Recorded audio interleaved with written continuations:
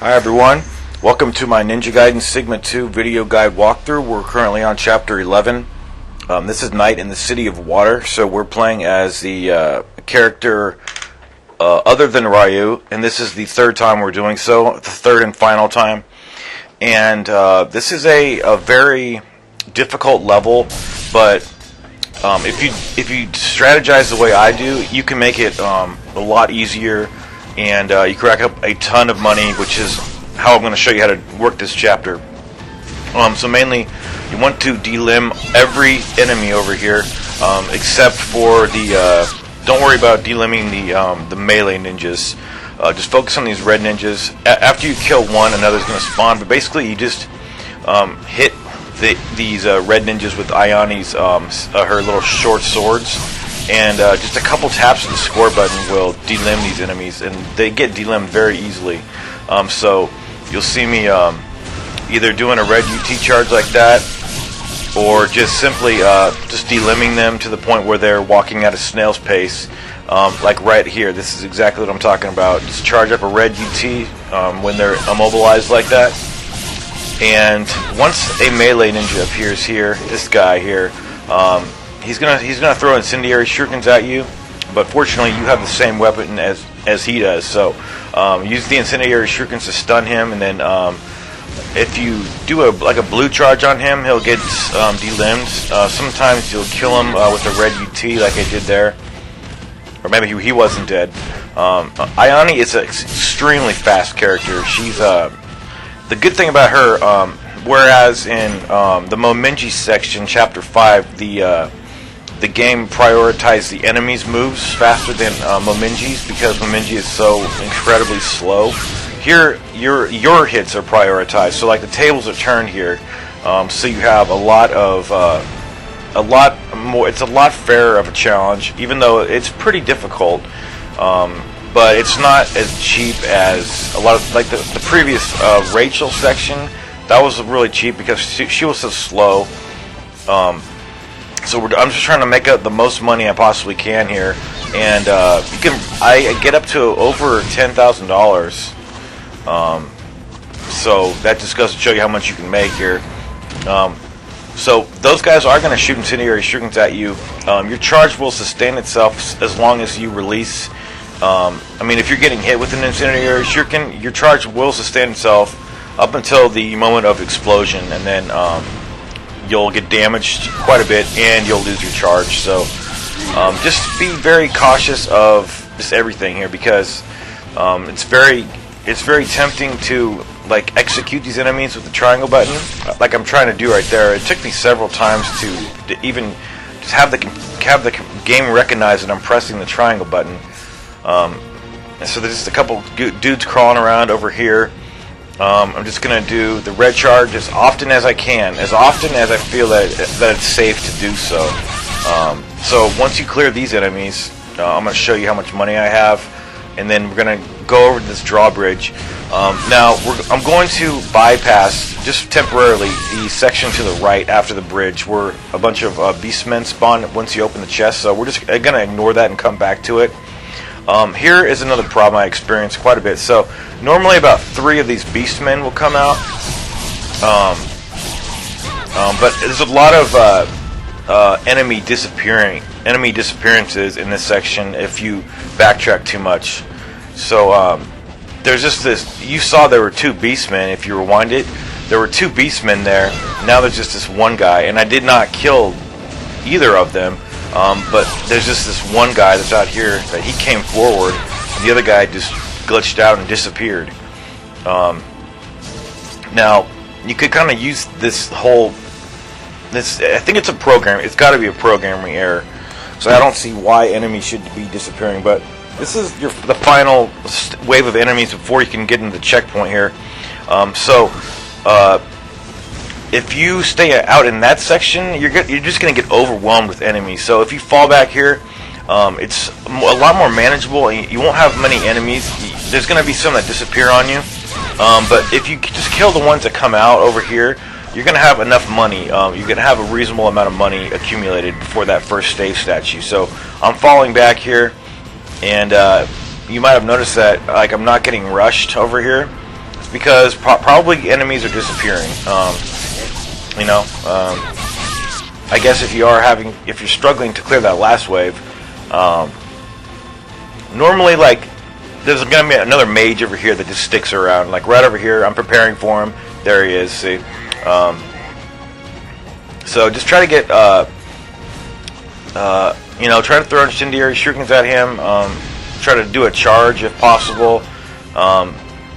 Charges on those mages are really risky because they just they're not in the same spot as long as you need them to be, and normally if they grab you, you just count on being dead because they'll just do like a 3-hit combo that'll just wipe your ass out of existence. So like all these enemies that were over here, like where the hell did they go? You know, so they're all gone. And I'm willing to accept that enough so that I realize that I have enough money. I don't care that those enemies disappeared. That's all well and good. You know, maybe they would have killed me anyway. So those 2 chests that I hit right there, you want to smash those after you save it, and then just keep smashing those chests over and over again until both barrels give you $1,000. Sometimes you'll get nothing from those barrels. Sometimes one will give you the money drop for the $1,000. But you want to keep starting over and over until you get both of them to give you $2,000. So we're gonna do another part of that after the next wave. But first, I'm backtracking here to do. I just don't like to do all this at once. It's way too risky. And I like having the flexibility of being able to go to that first save statue and then backtracking to this area, which really isn't that hard. But I like to just do my ultimate best here and get every one of these beastmen killed with a red UT, so I can just get, you know, as much money as I possibly can. Especially in view of the fact that I had a lot of those enemies. I had at least 2 of the beastmen disappear, and then several of the other enemies who were in that last wave, they just up and disappeared. So these beastmen will charge at you sometimes, but they mainly just like loiter around you and just kind of claw at you. The pounce move is the move that you have to watch out for, because if they stomp on you from one side of the screen to the next, you're dead. So you know, I think we've all found ourselves in that situation once or twice where we were trying to get an on-landing charge. We were moving the right analog stick to move the camera. Like right there, see, that probably would have hit me almost. So, and I think that's happened to everybody who's played this game. It's just like they'll pounce on you and you won't even know it until they're on top of you and the game's saying that you're dead. So basically, my goal was about $10,000, and I reached my goal.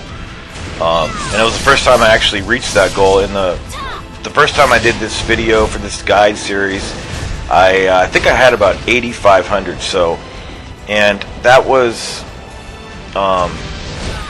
even having less enemies disappear on me. So, what happened there is that I didn't get both of the barrels for that 1,000.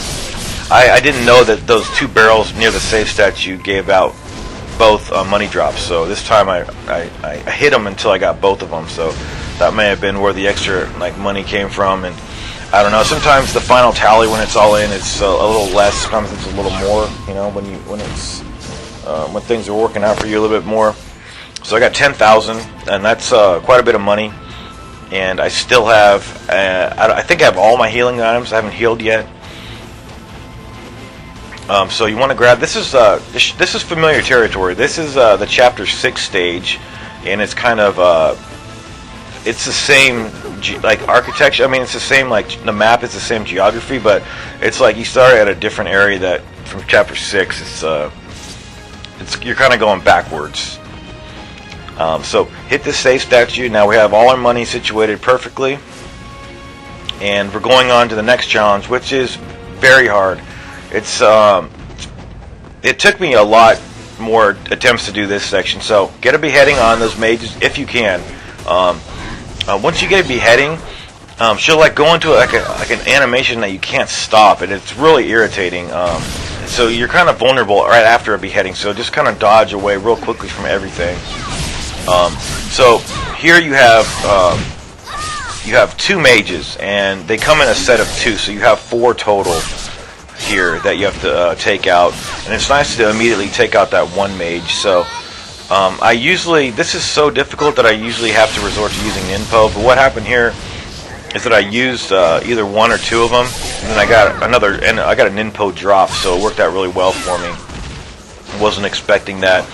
There's some barrels over here that are going to be. It's way too hard to like avoid hitting the barrels and getting and just waiting for the end of this battle to smash them and try to manipulate them to where they're all giving out the money, because just the barrels are going to go flying.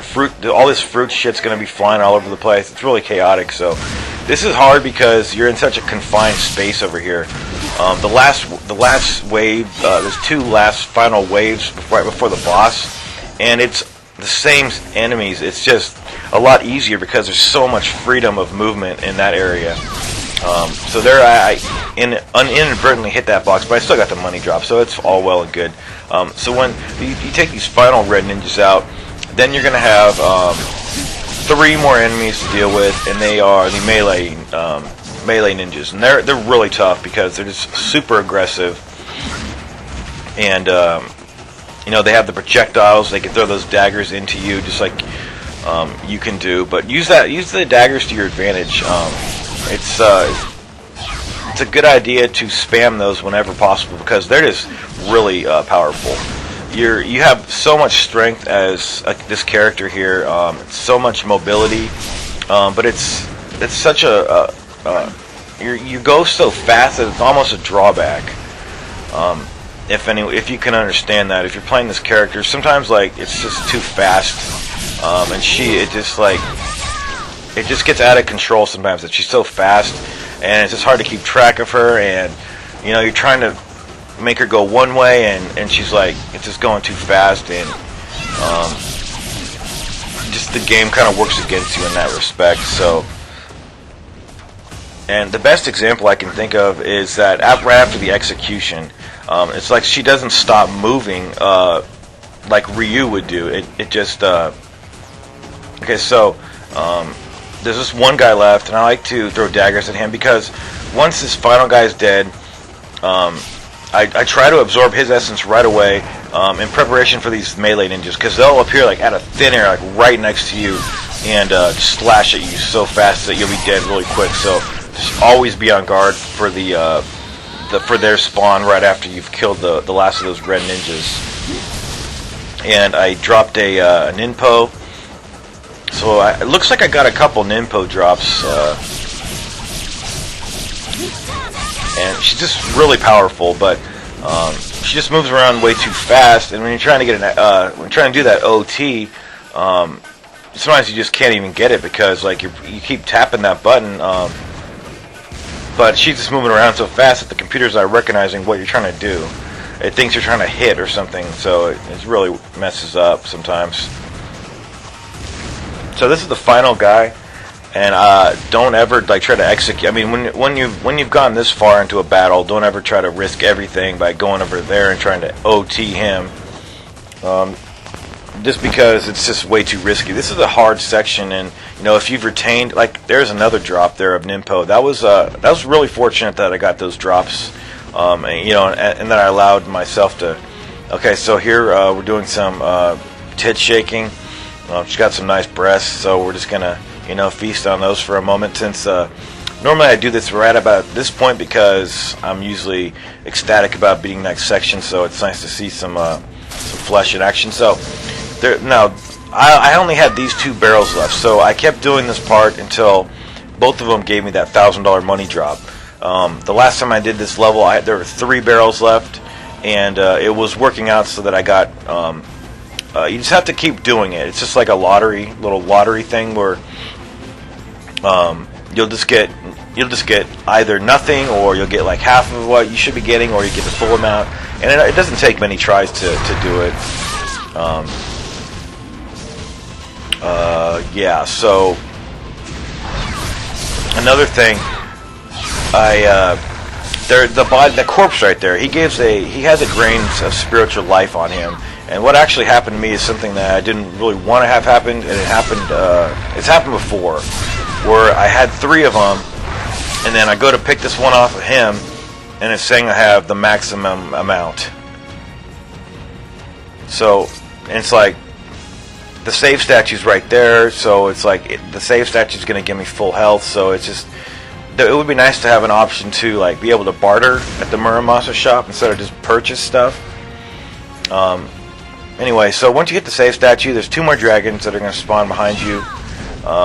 You can get killed so quick by a dragon, but you can also take them down very quickly. And when you're doing the OT animation, you're invincible, so you can't be hit.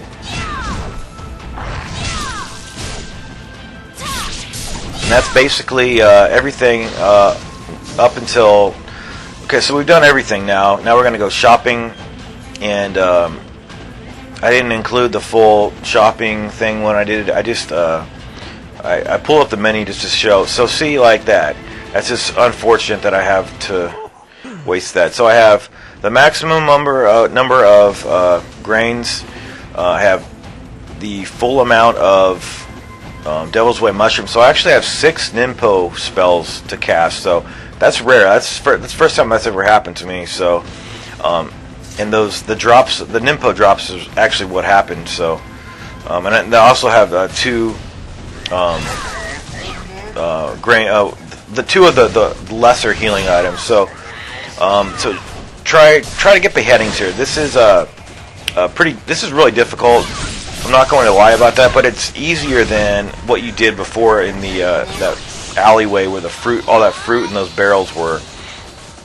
So just don't hold back on the Ninpo whatsoever. If you're low on health, try to cast the Ninpo, because when you do it that way, you're like right there. I got a blue item, a blue orb. You'll get blue orbs when you use Ninpo. It's just kind of one of those things that it normally works out that the likelihood of a Ninpo drop is increased once you're casting Ninpo spells. Excuse me, life of a healing orb is done that way. So so for this, it's the same enemies. You got mages, you got red ninjas, and then you got melee ninjas who come in once everything's all done.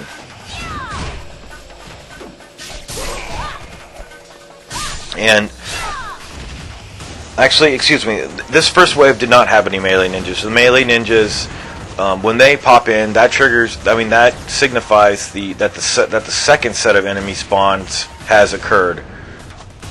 So I'm backing myself against this wall here and throwing daggers and preparing to absorb the essence from this enemy that I intend to kill here, because these enemies, like I said, they spawn out of like thin air right next to you. The melee ninjas, I mean. And so I'm just preparing to charge up after having absorbed that essence. But it didn't really take, because that blue orb, it just kind of transferred to me. It was kind of odd. So here, it's just kind of overwhelming at first, this first part of this second wave here. And there's no checkpoints in between the waves either. The only checkpoint occurs like right before the boss, which is really nice, you know. It's nice to have a checkpoint because the boss is tough.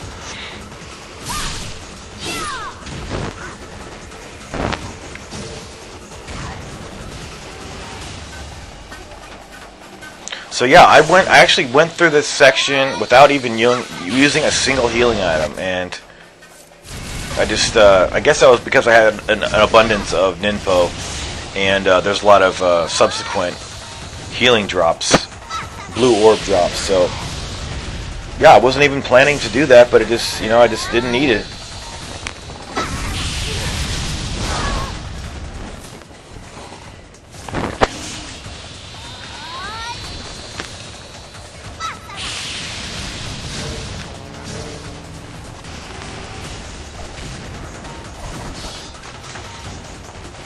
Okay, so just always be aware. Just move that right analog stick around to just find out where everybody's located. Try to get beheadings on the mages. Just you know, this can be pretty difficult, but you could really use those daggers as you've been seeing me use, and just get these executions. You know, the priority is the mages, because whenever they're around, they're casting their spells, they're teleporting, and they're so problematic that they need to be taken off the board right away.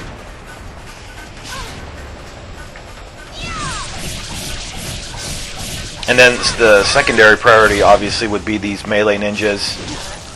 So I took a lot of risks actually with getting these OTs, but just be cognizant of the fact that you may have more red ninjas spawning, as I think happened here.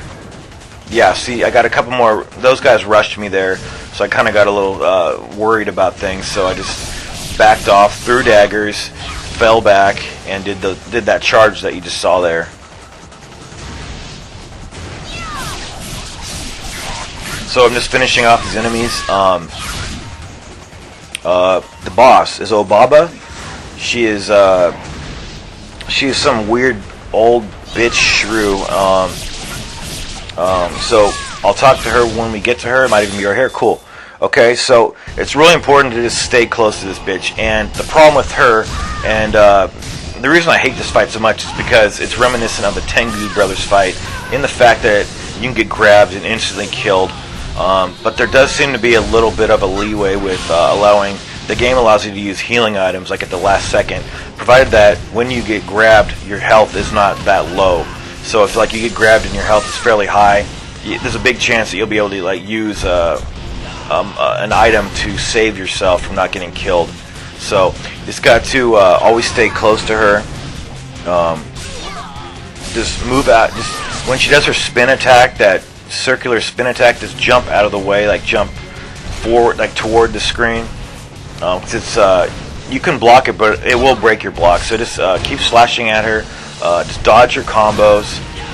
Hit her a few times and then just back off. You don't want to get greedy with your hits because you'll get grabbed either by that grab or the grab that looks just like the one the Tengu brothers do when they kind of put their hands together and try to grab you.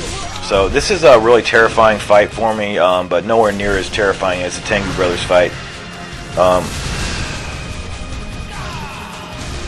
Now that attack she did where she summoned those bats, it's kind of like the piercing void Ninpo. You just have to kind of dodge them, and it's really difficult to dodge them. But if you get to the rear of her, you can get more successful at your dodging those bats. Her stomp that she does, like the Tengu brothers, it's similar to that, but you cannot block it the way you can block their stomp. So right there, it's really tense, this fight, and I didn't do the best I could, but I really just wanted to clear this section because it's a difficult section. It really is. The only reason it's looking easy is because I really developed a good strategy that I had from the previous successful attempt at this stage. So just take this bitch out, and we're going to be moving on into the funner parts of this game. This was really difficult, but yeah, just enjoy. This is a great game, so we're just gonna stick with it. And I appreciate all the support, everybody. Have an excellent day.